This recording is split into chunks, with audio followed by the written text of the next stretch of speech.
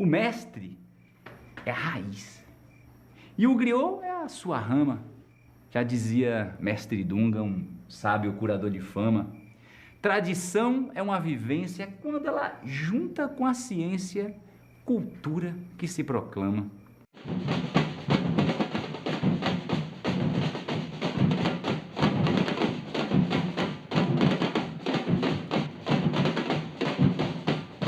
A terra tem limite, só que antigamente os índios falavam isso e a caravana continuava andando. Agora que a caravana já capotou, a hora que os índios falam a terra tem limite, os capotados já estão prestando atenção e falando, eles tinham avisado, estão avisando, todos esses chatos estão avisando há séculos que a terra tem limite mesmo.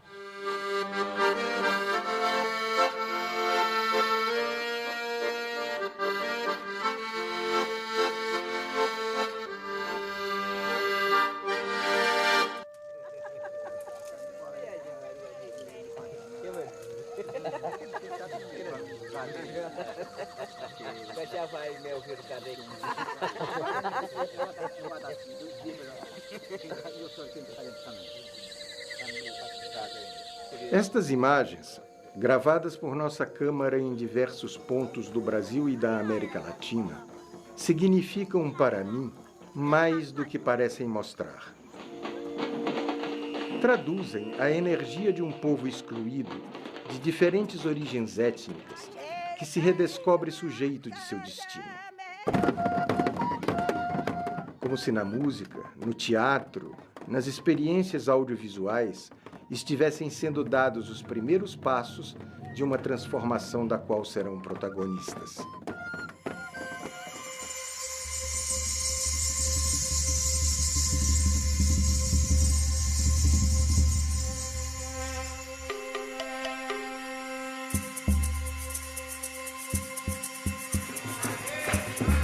No começo de 2009, fui chamado pelo Ministério da Cultura para fazer um documentário sobre os movimentos culturais e a transformação social. Confesso que, num primeiro momento, senti certa perplexidade em juntar essas duas coisas, movimentos culturais e transformação social. Em nenhum momento anterior havia pensado seriamente sobre o assunto, embora os dados e os fatos estivessem em torno de mim. Mais uma vez, se demonstrava a razão da frase que abre o livro Revolução na Revolução. Nunca somos contemporâneos de nosso presente. Frequentemente, os fatos estão bem à vista e continuamos pensando como sempre pensamos. Para mim, transformação social combinava com movimentos sociais, com ação política e não com movimentos culturais. Ainda mais porque, no começo dos anos 80, fiz vários documentários, entre os quais o Linha de Montagem, que mostraram como o movimento sindical, junto com vários outros movimentos populares, geraram a ação política que transformou o país na época, criando o PT e a CUT, ajudando a derrubar a ditadura e dando origem a novas lideranças, como Lula, que, afinal de contas, 20 anos depois, elegeu-se presidente da República. Fomos capazes de ver e registrar o novo que surgia naquele momento, contra a miopia dos velhos políticos que não acreditavam nos movimentos sociais. O que senti agora, diante da proposta desse filme, era que continuava vendo o mundo com os olhos daquela época. Mas vamos olhar em torno. Dentro de cada pessoa tem um cantinho escondido, decorado de saudade, um lugar pro coração pousar, um endereço que frequente sem morar. Eu sou griot aprendiz, né? Eu aprendo, eu tô naquele papel de ser alguém que aprende com esses mestres e conta e reconta isso que eu vou aprendendo, essas histórias, essas cantigas, essas brincadeiras. Aqui é a igrejinha do Remanso. Olha o seu casamento aí, ó. Mas o que Rosa mais gostava era brincar de casinha. E costurando aprendeu cantiga da tesourinha. Tesourinha, cortadeira, rendeira no mar. Ela corta, rendeira no mar. É um fio. Você pega a história desse mestre, aí você chega até a sua história, aí você começa a olhar a história do Brasil. E aí você vê todo um processo de transformação do país, né? A gente acredita que o fio da história está sempre querendo ser rompido, né? E a gente acredita que não pode ser rompido, a gente tem que costurar com o fio da história. E então a gente vai buscar no fio da história essa construção do presente e do futuro. Não para reproduzir, né? Mas para reinventar. E dessa reinvenção a gente criar o futuro no presente, né? Oi, senhora dona da casa, Deus lhe dê um bom dia. Deus lhe dê um bom dia. Lhe dê Deus, Jesus Rei Maria. Jesus Maria. Amém, minha mãe. Oh, Jesus, que te abençoe. Promover o diálogo entre o saber e a escola, o espaço da educação formal. É abrir o espaço, essa picada lá dentro, né? Mas, menina, você é filho de Caburé? E por que você chega e não me dá minha bênção? Hein? Eu dei bênção à senhora quando a senhora Mas chegou. você fala, benção minha tia. Quando você está no universo da tradição oral, você não tem o livro, né? Você tem essa figura que ocupa o lugar da biblioteca. Quanto mais mensagem volta, mais a bananeira. Aí você vai juntando festa de trabalho, festa de ciência, festa de mito, tudo junto.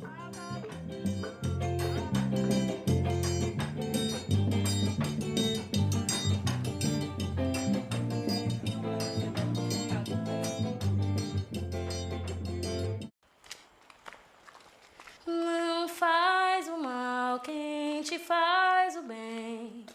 Eu vou ao mar, depois eu venho. E lá no mar tem uma pedra. Nessa pedra mora uma índia. Eu vi a pedra em balançar. Essa índia eu vou buscar. Eu vi a pedra em balançar. Essa índia eu vou buscar.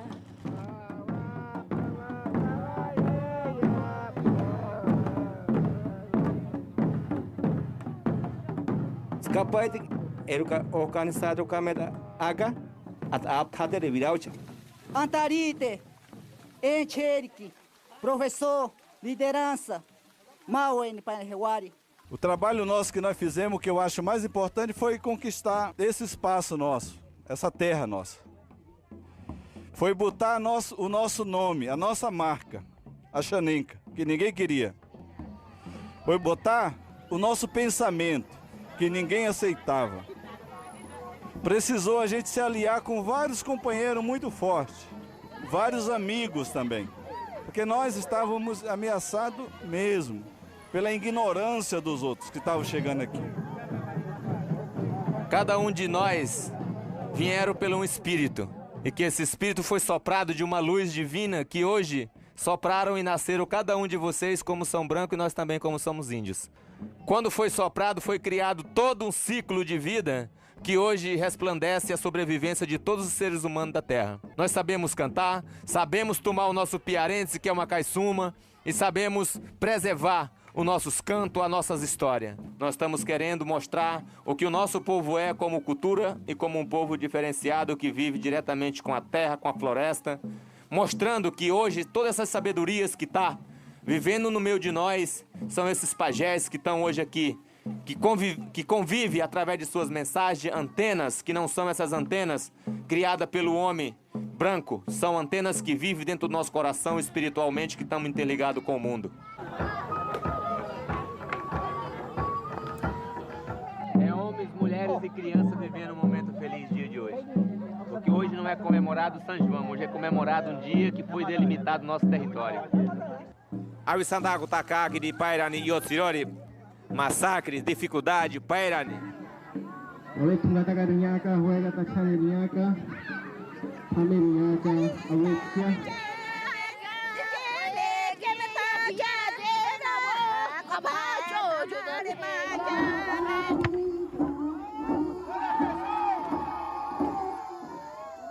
Olhando aqui no que a gente vive hoje, somos brasileiros porque estamos dentro do país brasileiro. Mas se olhar dentro do nosso povo, nós somos a Xânica.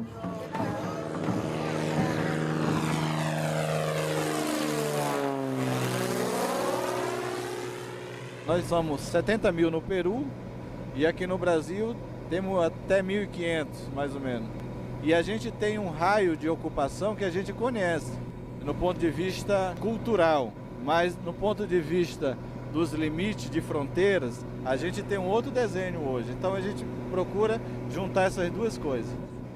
Como fazer com que as outras comunidades da região possam compreender e possam estarem bem também, e a gente formar uma aliança entre o conjunto das comunidades indígenas e não indígenas, como o povo da floresta, em defesa, né, de uma região como um todo, porque ali está a nossa vida, ali está a nossa história, os nossos valores, que não devem se perder nesse contato.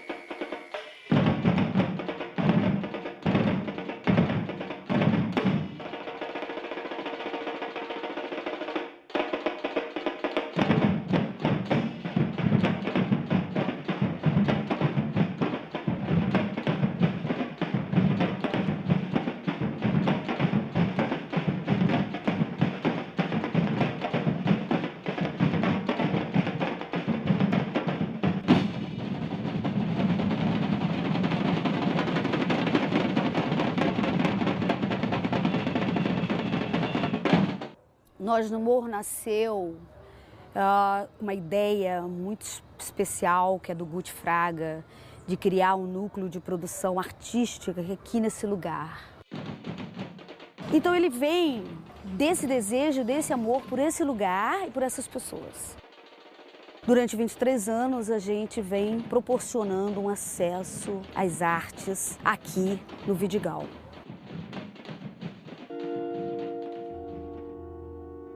O cinema aqui, ele tem 12 anos.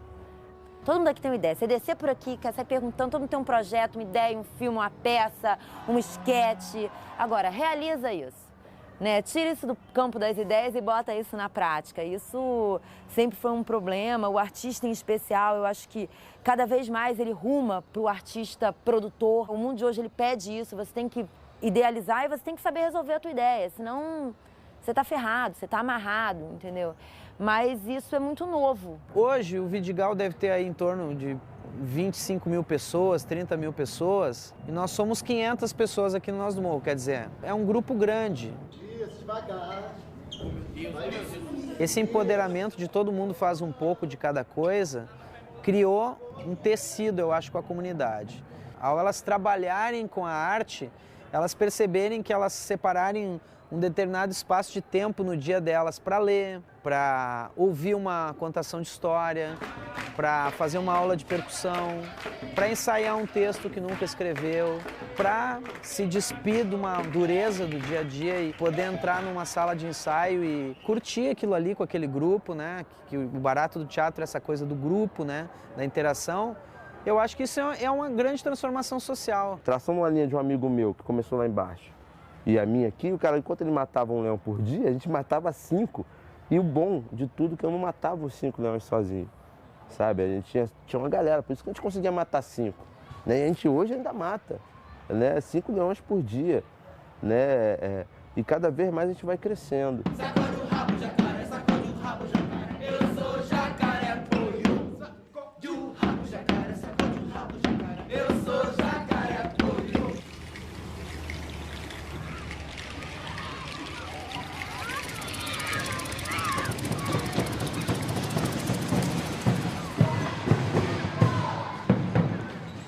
Em 89, o Lino, que era um peruano que vivia aqui no Brasil, que era um professor da USP, ele resolveu abandonar a universidade e começar um projeto em São Miguel Paulista, num bairro da periferia aqui de São Paulo.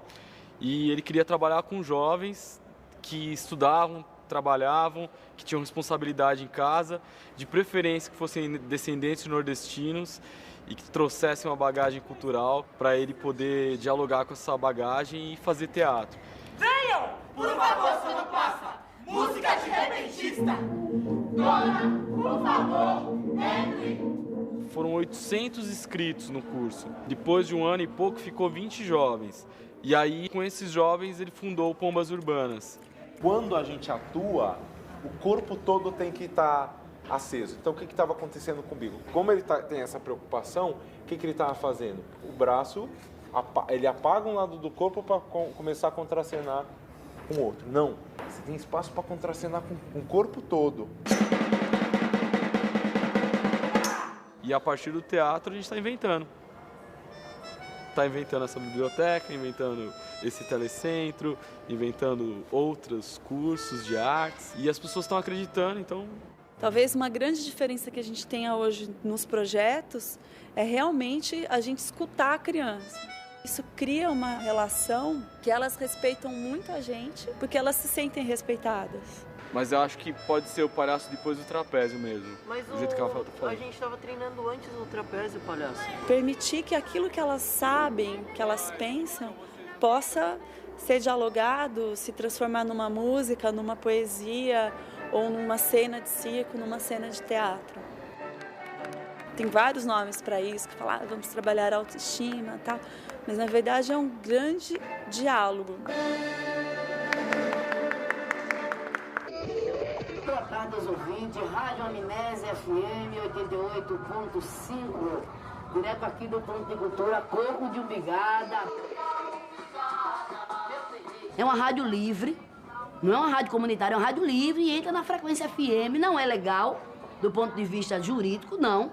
Embora isso é uma contradição danada, porque os equipamentos que a gente tem aqui da Rádio Amnésia foram comprados com o dinheiro do Ministério da Cultura. De frente à casa de Bete, nasceu um pé de maracujá. Ele rama o muro em pé, ele rama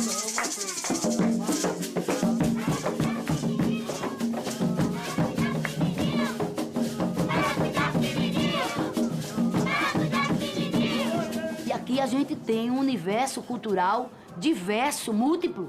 A gente não pode ter uma rádio aqui de rede trazendo a música de São Paulo, do Rio, direto. E a música que a gente produz aqui há séculos? Não serve pra nada?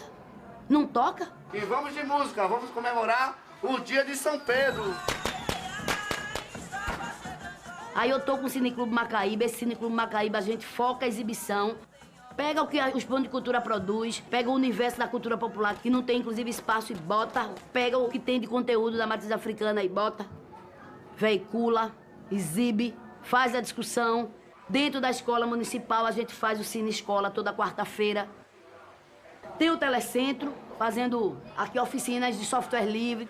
Mais do que esse negócio de tecnologia da informação e comunicação só. Mas tem uma galerinha aqui mais nova, hacker mesmo. Vamos botar esses meninos pra produzir, pra provocar mesmo. Estamos com a escola de ensinamento, que é juntando as mães de santo aqui. E colocando que hoje o terreiro tem outro papel. A gente tem o lado sagrado, tem um lado de louvar os orixás. Mas hoje a gente também tem um papel social importante. Que é fazer isso, fazer essa crítica, ter a atitude de botar dentro do terreiro o cineclube. Por que não? Bota, não tem na universidade, não tem na associação, não tem sei onde, tem no terreiro. Fazer do terreiro, botar a rádio da gente tem lá. Como é que a gente vai fazer a nossa música sagrada ser ouvida?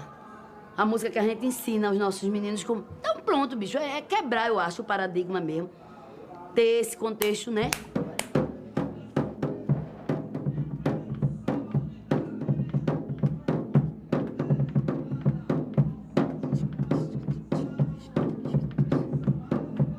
Guadalupe tem um terreiro, é o terreiro da Umbigada. Dona Bete de Oxum vem trazendo esta samba do diga lá que coco é o corpo de Umbigada. E o tive o contato mais próximo com o coco através do meu marido, Quinho, que trouxe a herança desse coco, o coco de Umbigada, que era da família, né? E ele queria voltar a fazer a brincadeira do coco, mas depois da morte dos mestres, né, dos avós, a família não teve autoestima. E aí, junto com ele, eu tive que impulsionar, né? Essa coisa de voltar a fazer o coco, e a gente voltou a fazer lá na família, e voltou a fazer em casa, e fez no terreiro, fez na rua, e faz na comunidade, e faz no Brasil, e faz onde precisa fazer. Axé, a toda aquela iniciativa que aproxima o nosso povo que foi separado.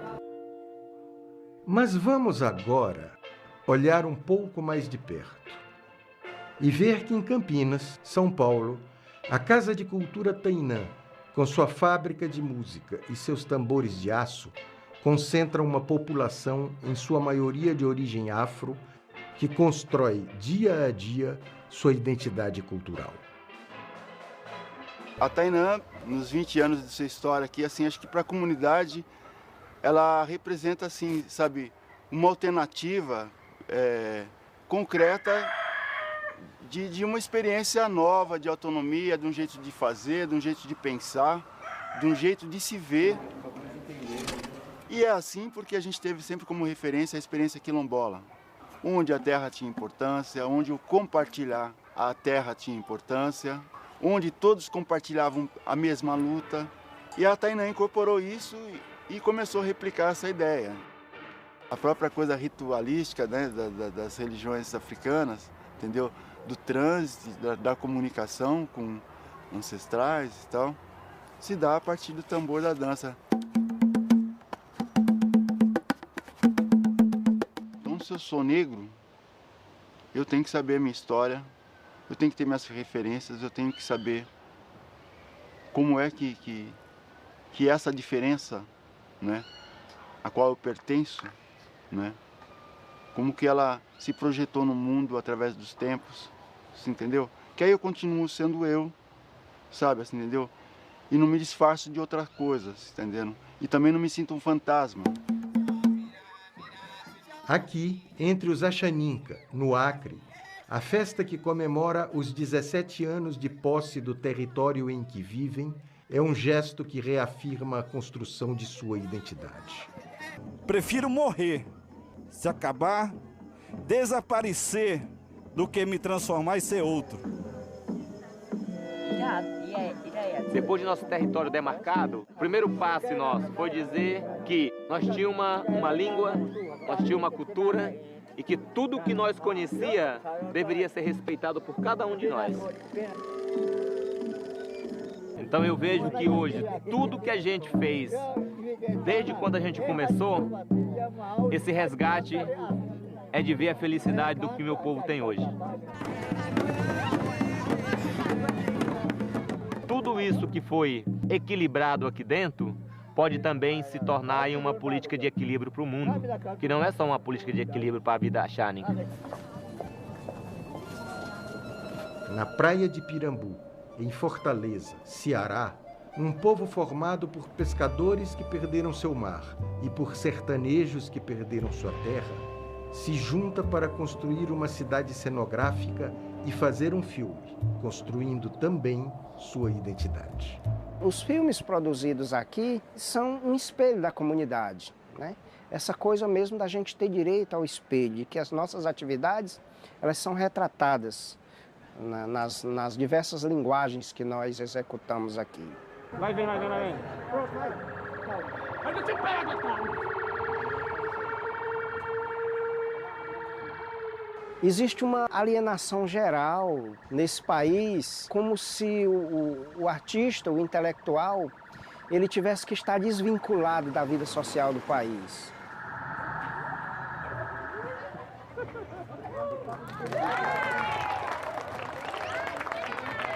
As pessoas que produzem intelectualmente, elas têm que estar comprometidas com a vida social das suas comunidades. O que é mais importante foi ter saído do sonho e realizar junto com um grupo de pessoas muito legal. Na hora eu estava sentado ali, eu comecei a chorar de emoção, porque era realmente a realização de um sonho. E um sonho que vai, quando chegar na tela, quando o filme estiver pronto, vai ser assim um grito de vitória nosso. E o que é mais importante, um grito de vitória de um grupo. Estamos muito longe mesmo, da visão simplista que aprisiona a cultura popular num folclorismo estéril. Não estamos diante de pessoas que revivem seus ritmos ancestrais apenas para não perdê-los e que se contentam com isso. Não estamos diante de atividades que têm como grande resultado apenas afastar os jovens do crime e das drogas, como quer a mídia que eventualmente as registra. E o meu olhar, o olhar que vem de outras experiências políticas e sociais, fica maravilhado diante das infinitas formas que a história, a sociedade e a luta de classes podem assumir. No entanto, preciso dizer, toda essa nova percepção gera muito mais dúvidas do que certezas. Este documentário faz mais perguntas do que pode dar respostas.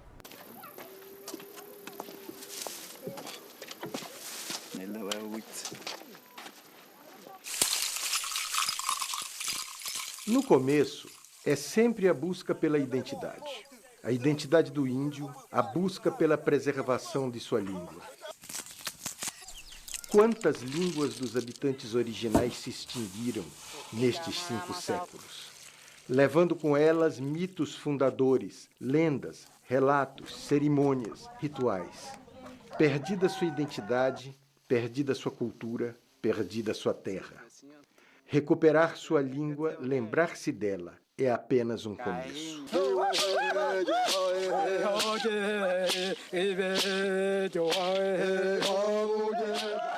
Um Axaninca, Francisco Axaninca, ele falou que a primeira tecnologia que eles tiveram que se apropriar foi da língua portuguesa.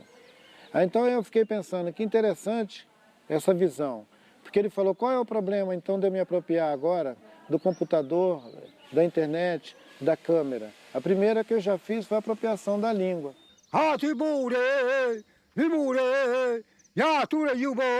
A luta dos índios, a luta pela sua sobrevivência física e étnica é claramente uma luta política. Mas, muito antes de ser política, ela é uma luta cultural. A luta pelo resgate de seus idiomas, de seus costumes, de sua identidade. Só depois de saber quem são, podem reivindicar seus direitos. Só na Constituinte de 88 é que a gente acabou de uma vez com essa palhaçada de proibir os índios de falar na fonia na sua própria língua. E junto com isso, conquistamos o direito dos índios terem nas suas aldeias uma escola bilíngue, para ele falar a sua língua com seus filhos, ensinar, transmitir, e também o português. Também. Mas ninguém é obrigado a ensinar só o português e impedido de falar o idioma materno.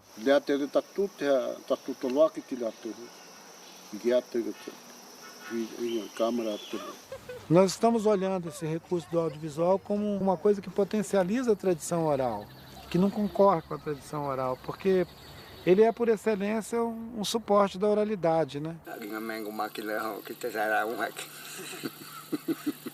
Dizem que o Cabral chegou aqui em 1500. Veja quanta merda fizeram de 1500 até 1988 para cair a ficha dos caras que eles estavam matando uma cultura, mutilando esses povos, aniquilando línguas, depredando um acervo da humanidade. Porque os povos que ficaram vinculados a essa maneira compartilhada de vida, essa maneira gregária de viver agarrado uns nos outros, parecendo uma centopeia, essas pessoas eles têm também a mente desse jeito. Parece que até se refugiaram em lugares do planeta que tem essa mesma comunhão com a ideia, entendeu? Porque a natureza também é próspera, a natureza dá. O material mesmo que consiste nas coisas criativas que os humanos fazem, essa gente quis continuar compartilhando. E eles estão o tempo inteiro misturados no meio desses outros egoístas que não quer compartilhar nada. Que miséria é essa, entendeu? De você ficar segregando as pessoas, que uns têm, até explodir empapuçado, e os outros que não têm nada.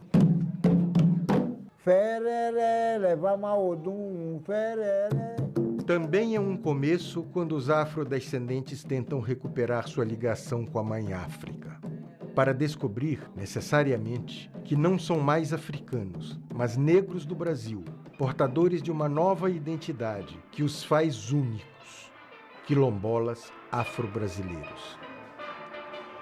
Há um momento em que esta descoberta está em suspenso e o que existe é um profundo mal-estar, tornado mais profundo porque a maioria dos afro-brasileiros está na base da pirâmide social, mora em comunidades carentes e tem pouca esperança que sua situação mude. O som que eu vou fazer tem muito a ver com descontentamento, porque quando eu escrevi eu estava muito chateado, muito nervoso, e pelo meu tamanho, sabe que eu sou um cara perigoso.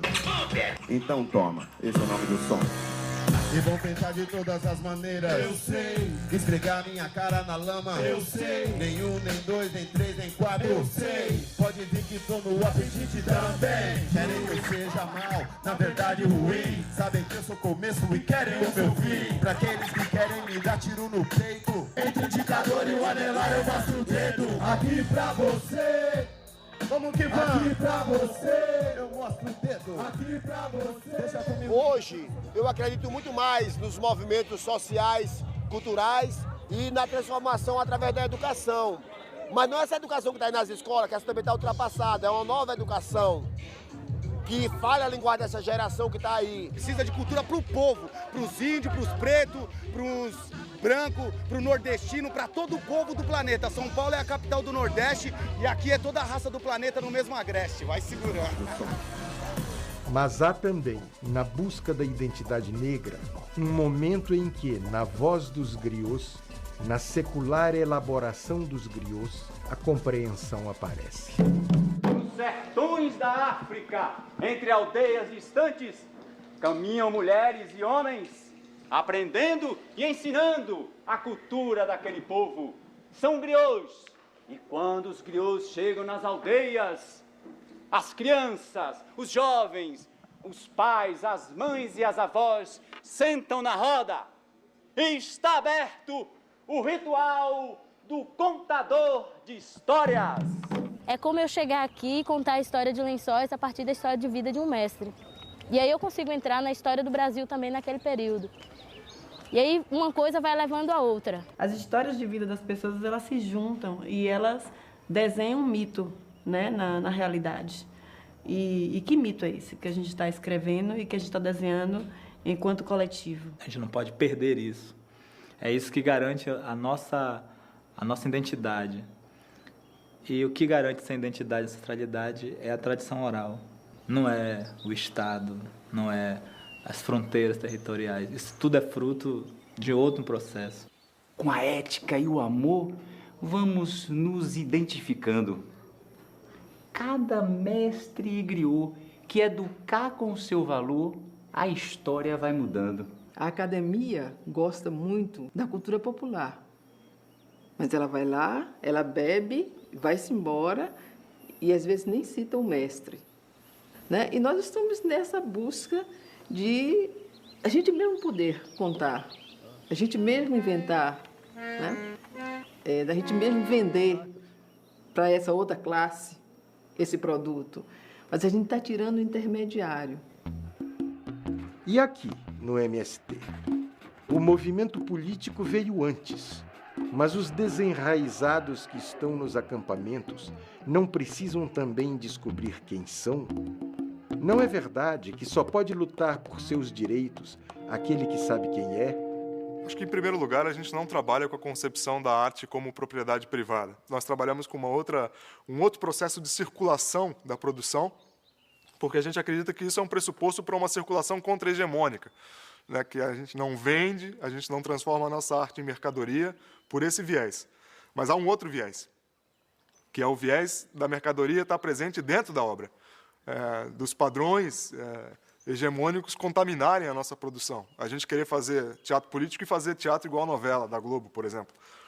Porque a gente está tão assolado por esses meios de comunicação, que a gente precisa a todo momento se policiar para criticar essa produção hegemônica que, inclusive, fala sobre nós na condição desse outro, que supostamente é um outro perigoso, ou é um outro vagabundo, é um outro baderneiro, desocupado. O movimento também, muitas vezes, viu a cultura como animação, como algo que se somava num processo mais geral, político, mas que era algo à parte, assim. Estava ali, era importante, era valorizado, mas não era talvez integrado, não era visto também como algo político. A retomada da terra é um retorno não só à condição de um antigo trabalhador ou de filhos dele, rural, na terra, é também a retomada de outros modos de significação e de produção culturais que envolvem modos de aprendizado, de transmissão de conhecimento, de transmissão de experiência. Então, para a gente, a retomada da terra não é a retomada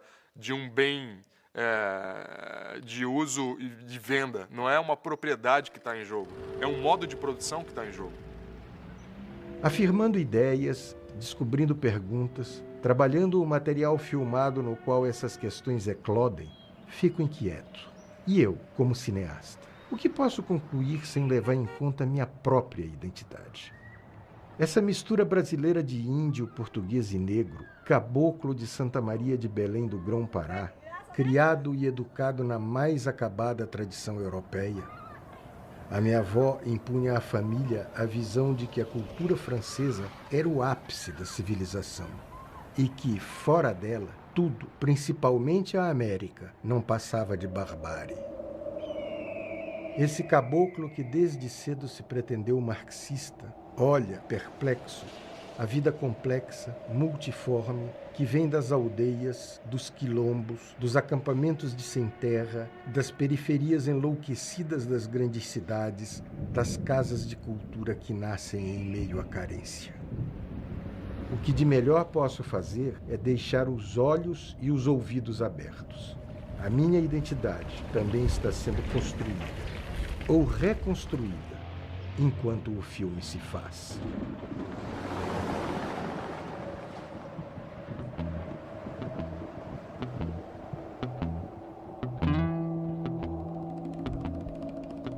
Há 30 anos atrás, para onde quer que a nossa Câmara se voltasse, encontrava os movimentos populares, os movimentos sociais em plena atividade.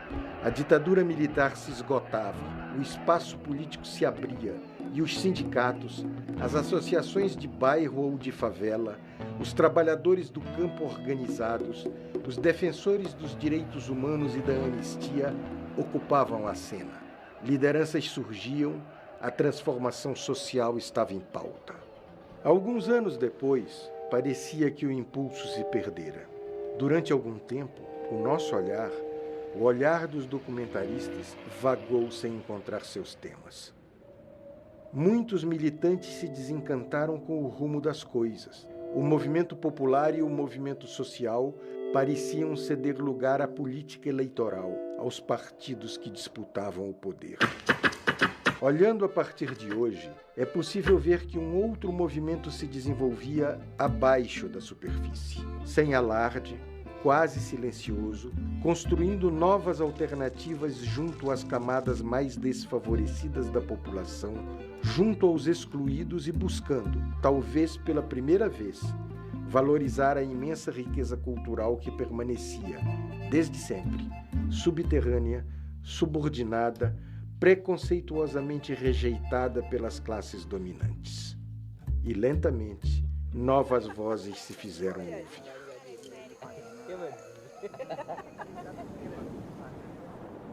No Vidigal, Rio de Janeiro, as pessoas que atuam na Associação Nós do Morro constroem uma alternativa para os membros de sua comunidade, ganham projeção nacional, trabalham uma proposta de participação no mercado artístico e fortalecem uma visão de mundo construída por sua ação coletiva. O projeto Nós do Morro era da comunidade para a comunidade. Esse público foi aumentando. E aí foi crescendo essa vontade das pessoas que não conheciam de fazer teatro aqui. É fundamental que a gente receba as pessoas, mas mantenha a identidade. da linguagem teatral, daquilo que a gente se propõe a oferecer para esse público. É toda uma instituição, porque hoje nossos atores, assim, você pega o cinema brasileiro de uns 10 anos para cá, e você de cada 10 filmes, uns 5 no mínimo tem gente do Nós do Morro. Como a gente tem a possibilidade da proximidade com o público, nós somos o público, ele, entendeu? Ele está aqui, a gente tenta fazer um serviço completo, entendeu? Fazer cineclube, fazer com que as pessoas venham à sala de cinema, com que se interessem por essa arte. As pessoas que antes, por exemplo, tinham como referencial pessoas de fora da comunidade, hoje elas têm referências dentro. Aqui eu faço Shakespeare, aqui eu faço Machado de Assis, aqui eu faço Plínio Marco, sabe? Aqui eu me realizo.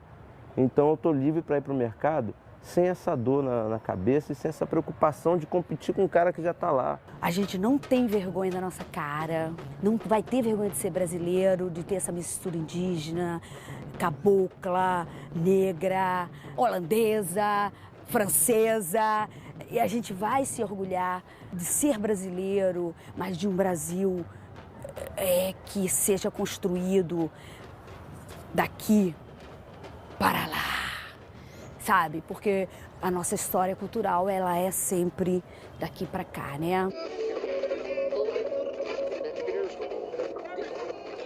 E nos perguntamos, os movimentos culturais populares que surgiram Brasil afora são um fenômeno apenas nacional?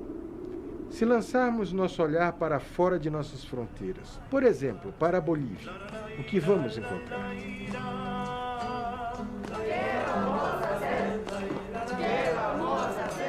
Nosotros en Compa estamos siempre con proyectos muy innovadores, muy interesantes. Por ejemplo, tenemos esta casa, esta calle de cultura que es la primera calle cultural de Bolivia. Tenemos un teatro camión que deambula pueblos, ciudades. Tenemos pequeñas sucursales. Uno de los proyectos más innovadores en Bolivia es Compa. Cuando nosotros hablamos de colonización, siempre tratamos de conceptualizarlo como si fuera algo ajeno a nosotros mismos al mismo tiempo. Y nosotros pensamos que si involucras tus emociones, tus sentimientos, puedes aprender mucho mejor. Tu cuerpo aprende entero y lo estamos descolonizando porque es libre. Está bien, lo has aprendido aquí, pero lo has aprendido aquí.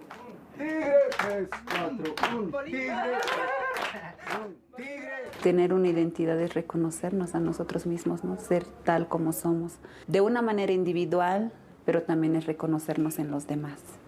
Por eso nosotros hablamos de una identidad colectiva también.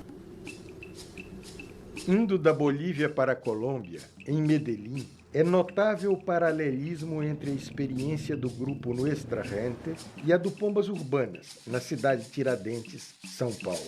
La Corporación Cultural Nuestra Gente es un proceso que se inicia hacia principios de los años 80. Esta casa se fue entonces también haciendo como parte del corazón de la gente, donde la gente iba entendiendo que aquí tenía algo por lo que aspirar y que aspiraba a ser artista para la vida. La cultura es la que posibilita que las sociedades encuentren lugares comunes. Y nosotros encontramos en la cultura colombiana y la cultura de Brasil puntos comunes, diálogos, pontos de encontro. Quando a gente foi para a Colômbia, a gente viu uma experiência muito legal, que era o Nostra Gente, que estava lá na periferia da Colômbia, numa favela onde tinha narcotráfico, paramilitar, e eles eram vistos como símbolos de paz. E aí a gente falou, pô, o que nós estamos fazendo aqui em Perdizes, cara? Vocês estão loucos? Né? Vamos voltar para a Zona Leste. E logo, quando fomos nós a Brasil, a São Paulo, todos nos davam comida, nos atendiam, nos abraçavam.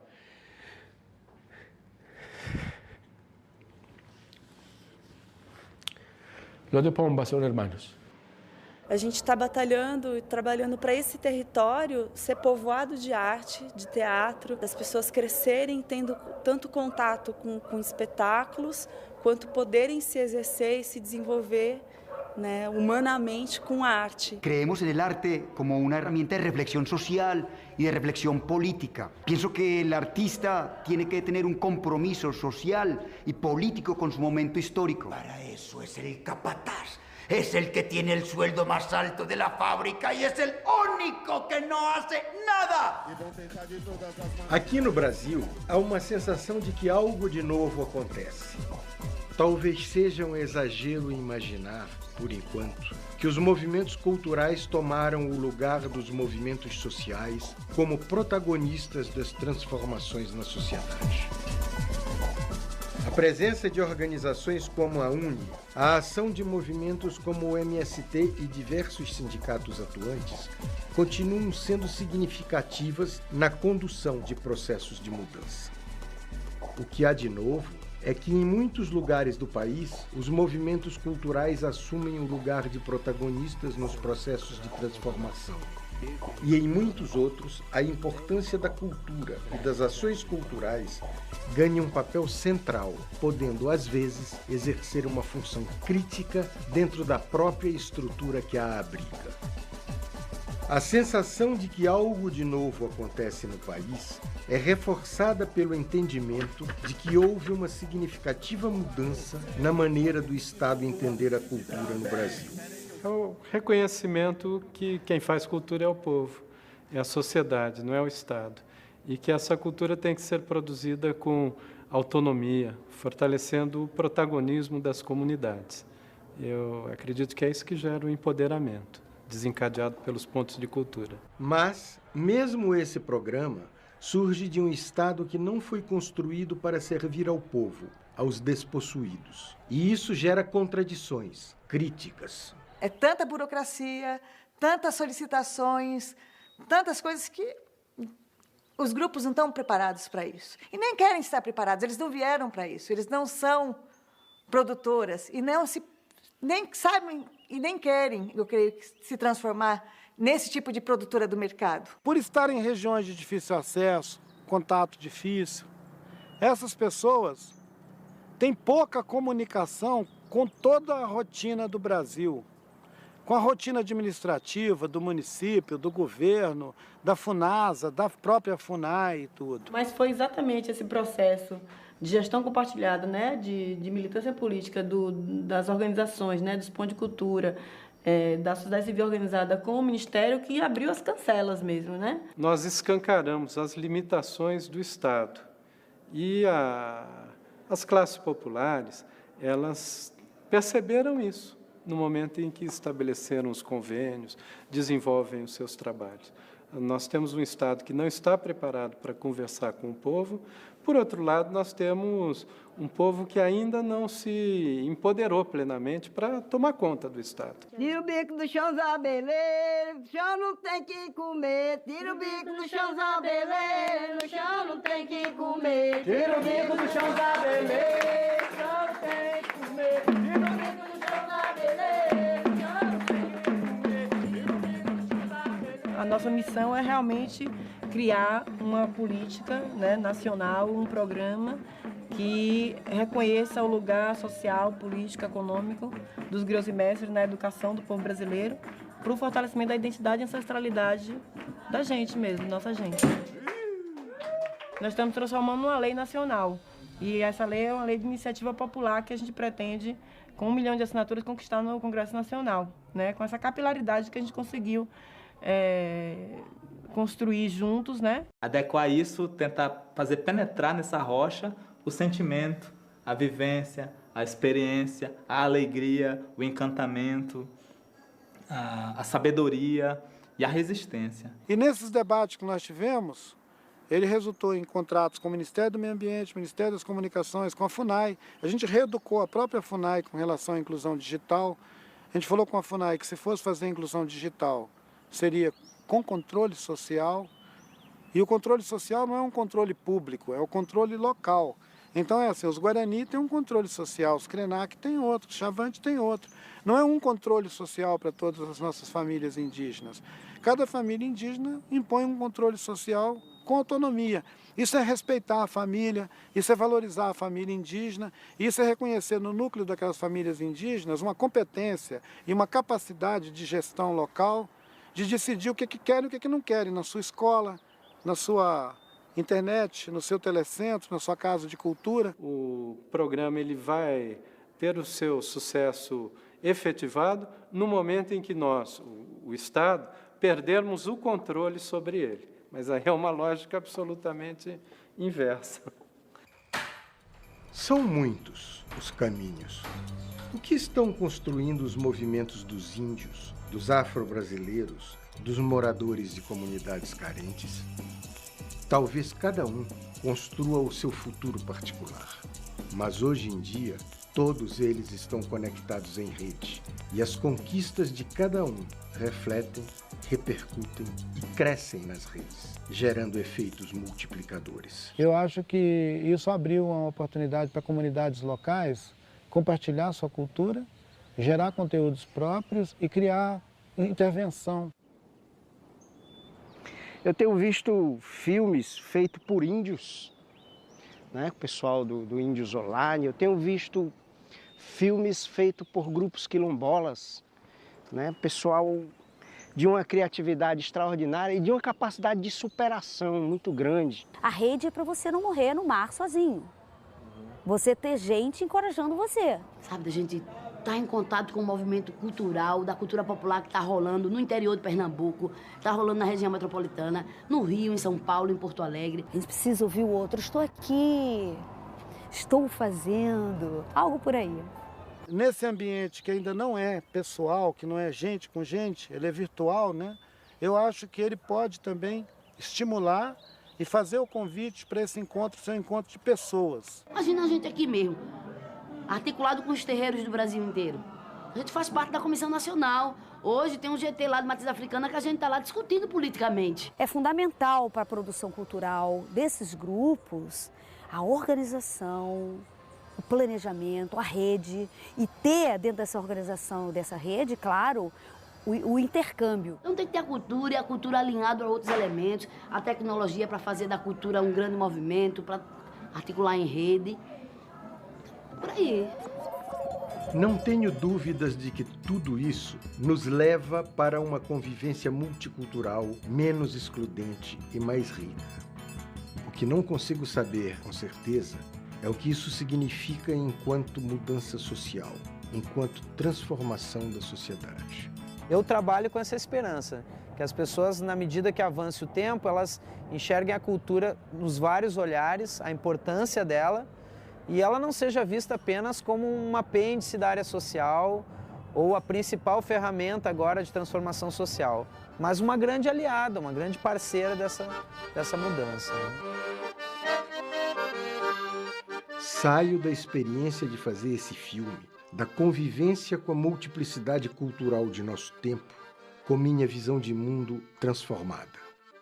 E eu me pergunto se a grande contribuição que os movimentos culturais estão trazendo para o país não é exatamente essa: mudar a atitude dos despossuídos, dos negros, dos índios. Eliminar o comportamento servil e construir a compreensão de que não há senhores e escravos, mas opressores e oprimidos. Essa compreensão, por si mesma, não transforma a sociedade, mas abre o caminho para transformações mais profundas. A mudança cultural, nos níveis mais profundos do comportamento dos grupos sociais, liberta as pessoas para a participação autônoma nos processos de transformação. Talvez o meu papel como cineasta seja o de registrar o rosto dos que experimentam, na prática, a compreensão de sua liberdade.